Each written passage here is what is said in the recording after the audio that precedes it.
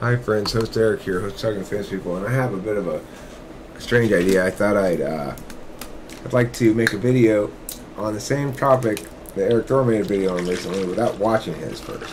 Then I'll watch them both afterwards and see what I think. So, his video was titled something along the lines of, is it possible to ever really be authentic to the self, or is self-actualization really achievable, or something like that? And then the title on the picture, on the thumb, was, are you forced to be someone you're not? Or do you feel forced to be someone you're not? So I thought I'd take them as two separate questions, and let's change the order in this second fucking fly, and go with the second question first. The second question being, what does it mean to self-actualize, or be consistent with your authentic self, or be true to your authentic self?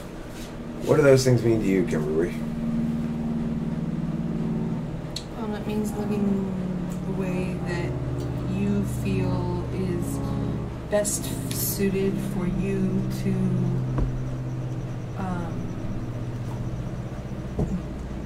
be who you genuinely are without interruption. So if you were able to be more who you genuinely are without interruption, what would that look like? That would look like me moving out of state, away from everybody I know. Including me? No. I'd take you with me, but I'd build you a doghouse in the back. Okay. Do you think that as you said in an earlier one, I think you and I would do better together if we were not around here. We'd just let you be the wild banshee that you are, and I wouldn't be too concerned about... I'm not that wild, though. I'm really not that wild. I'm pretty tame. The things that you think are like social faux pas are just mild awkwardnesses. Mild meaning, who told you that they're mild? If we imagine a scale of ways I could embarrass you versus ways I do, we'll see that the former is much larger than the latter. Your opinion, on your scale. No, that's Kim. Look, it's not arguable that I could have embarrassed you 100 times worse last night, right? Yeah. Okay, so there's no disputing the fact that we're on the realm of the scale between a slight hint of a cringe and an abject mortification. We're down here near the bottom. It's not way up there near the top. Okay. So, it's like,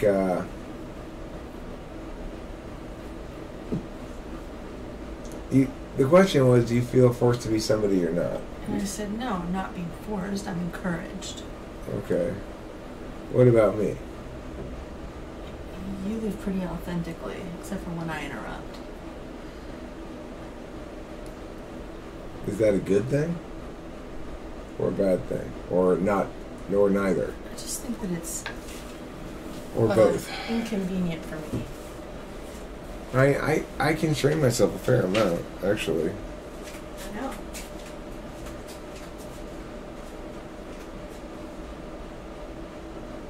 Cats are eating.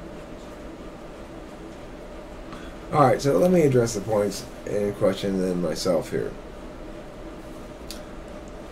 I do think that a lot of people suffer a lot of pressure, not suffer, but receive a lot of pressure from others to conform to value X instead of Y. With me and Kim, it's a value conflict over FE stuff. She would like me to be more cautious, more risk averse than I am, and I'm pretty risk averse and pretty cautious. So, it's a value conflict. And like you heard right there, it's when I say, well, it's a minor deal, she'll be like, oh, it's a super big deal. So there's some conflict over scale as well. That's one of the issues with somebody forcing you to be as you as you are not authentically is, number one, it's a trickier question than that. I have within me an authentic self that is basically in agreement with Kim and goes with her approach to a given outing or something. But I'm rarely going to be that attentive to those matters. So it's not my default for sure. However, I'm also not defaulting to being weird on purpose or something, like Kim seems to think. If anything, the reason I was weird last night was because I was a little bit eggshelly, knowing that Kim has this. She has a very strong opinion about how exactly I should behave in a store. Ideally, if it were up to her, I'd sort of follow behind her and comment delightfully on her various things that she looks at and show interest and just sort of enjoy her company. But, you know, that's not what I want to do in a store. So we have a lot of conflict over this. Neither of us is able to force the other one to be anything but their authentic selves. Kim is unforceable. She is the rock of fucking Gibraltar. You cannot push her anywhere. You can't push her anywhere. You can very, very cautiously, you know, it's like getting a squirrel to eat out of your hand. You kind of very, very gently. Okay, there we go. And, you know, never point out that the squirrel's eating out of your hand or it'll run away. Anyhow, God, you have me so pegged in this place, like I'm just like this salty bitch of Gibraltar. Salty bitch of Gibraltar is your new internet handle. Salty bitch of Gibraltar. SBOG. Now, onto the other question. The Seabog. I mean, here's the deal. Authenticity has a link to introverted feeling. They say one's own feelings that are not about displaying for others.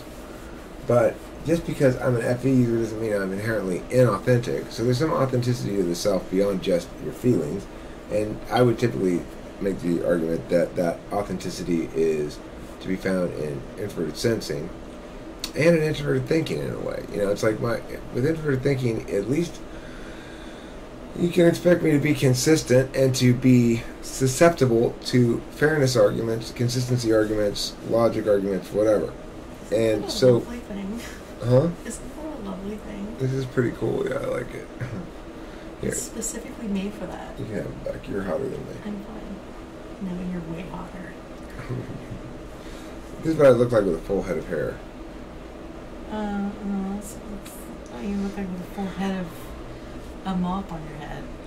So, I mean, I guess the question is, am I able to be authentic given the fact that I'm FE and FI polar? Well, yeah, I think I can still be authentic. You're being pretty authentic right now. Well, I don't think I'd see Jordan Peterson doing this on his Okay, but I'm saying, like, you might say that, Eric, you're sort of frowning on purpose for the camera, right? That I'm performing in some regard. That's inauthentic. That's the thing that I hope that none of them think, because it's absolutely not true. You're just that weird. I mean, I'm aware that this fits in with the topic a little bit, but most of the time, I don't have the energy to... I don't have the desire, I guess, to really perform properly. Mm-hmm. I do notice myself fidgeting a lot on camera, and I'll try to stop myself temporarily as I am now. I notice some bad habits that I try to curtail when I see them on videos. Some videos I like more than others. The majority do not like your background. They do not like the fact that you smoke your weed online. They do not like the fact that you don't dress well, apparently. Well, I mean, I'm not hearing from people a whole lot better than you used to. I'm not hearing a lot from people that, in fact, they don't like these things, although I can see why one might not like them.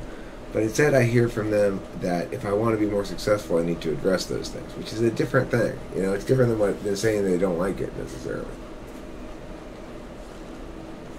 I mean, but I get the point. Are they trying to say you need to be more like Jordan Peterson and Ben Shapiro? If I want to be successful like that. Less like yourself. Well, I think they're saying if I want to be successful like those guys, I gotta have to do the expected social norms.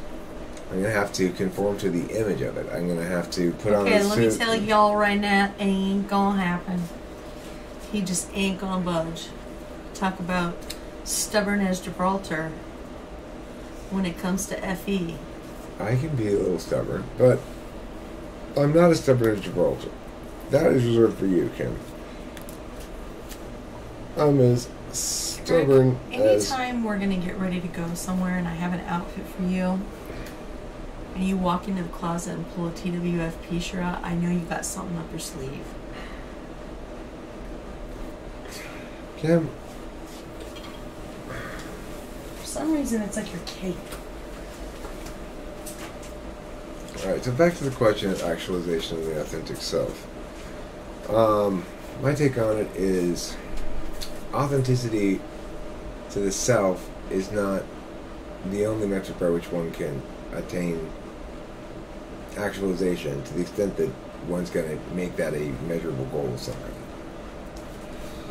So, it is true that one can attain optimization, that is to say, improving from one's earlier stage of being. And I think it's important for young people to remember to give their older selves some credit. That they're going to undergo a lot of change between now and 10 years from now. They're going to see things more clearly with having had more experience and more knowledge, probably. Or they're going to go sour, because that's the other possibility. People do go sour. And there's like about a 10-year chunk of time between 25 and 35 where you've got to make all your moves. 25, you can start wherever and you can start making moves. 30 to 35 is a lot harder.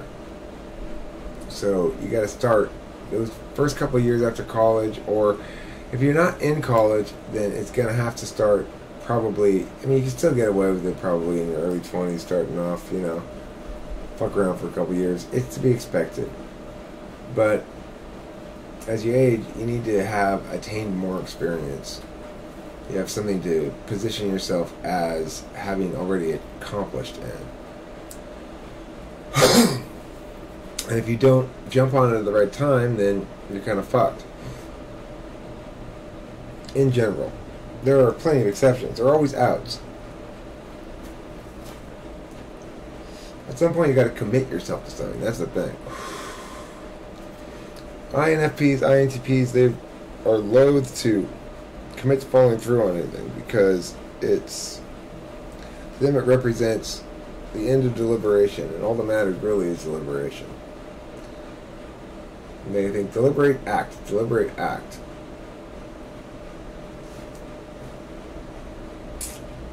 But I'm act deliberate, so it's a little bit easier for me to find a course that is going to have external value. External value meaning you're providing meaningful value to other parties by some modality of employment, you know, or provision of value to others, you know. You'd like to compare well against your average peer in terms of specialization and expertise or whatever. So that's going to be attained by anybody who's in a job that requires special skills of any kind. It's a pretty broad category. In other words, they can be a specialist in that, you can be a specialist in this. They got to respect your specialization, you got to respect theirs.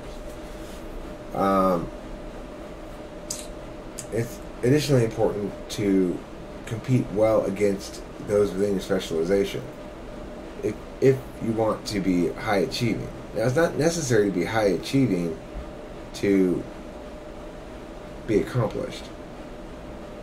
I'm not really very high achieving. I've achieved some heights, I guess, but I don't got any Olympic gold medals or Nobel Prizes or whatever, or a large subscriber base. I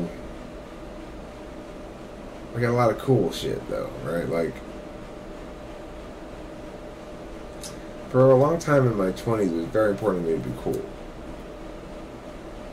And then for a long time in my 30s, it was very important for me to not be cool. And then for a while in my late 30s and early 40s, it was irrelevant because it was just another drunken nightmare. But in turning in my early 40s, I returned to sort of my authentic self. I do want to be cool. I know I'm a little old to be cool at this point, but you know, somebody's got to be the cool old guy, right? Maybe that's me. I'm aware of the fact that old dudes who think they're cool are the least cool people imaginable. But that's where my authenticity lies. It's like my identity comprises that which is presented to others for their comprehension. I'm a metaphysical actor. That means I operate foremost by idea generation. And obviously, you can keep some of those private or whatever, but to me, it's not real until it's externalized. So, obviously, I'd like to be perceived well rather than poorly. This is a kind of return to actualization, a resentless return to actualization. I don't feel competitive on an identity level anymore. Like, I don't worry about what other people are doing very much. I started making these reaction videos and stuff because, well, it's interesting. It gives me something to talk about. They generally seem to be pretty well received. I like talking about the YouTube community members. I want to get familiar with the YouTube community in general. As a small player in that scene, you know, give me another 35,000, 36,000 subscribers, I'll start to be a bit of a voice, and people will be drawing comparisons. So, I'm aiming for that. I'd like to have my shot to be compared, go head to head, go toe to toe with big name people, be compared to them, have my intellect challenged, have my ideation subjected to as much scrutiny as the world's willing to give it, and jettison the shit that doesn't hold water, you know. So, I guess that's actualization for me. Will I attain my actual authentic self of being a big fantasy superstar? I don't know. I'll have to wait and see. I'm going to keep taking stabs at it every day. I'll keep working on it. Alright, thanks for watching. Don't forget to eat plenty of cheese.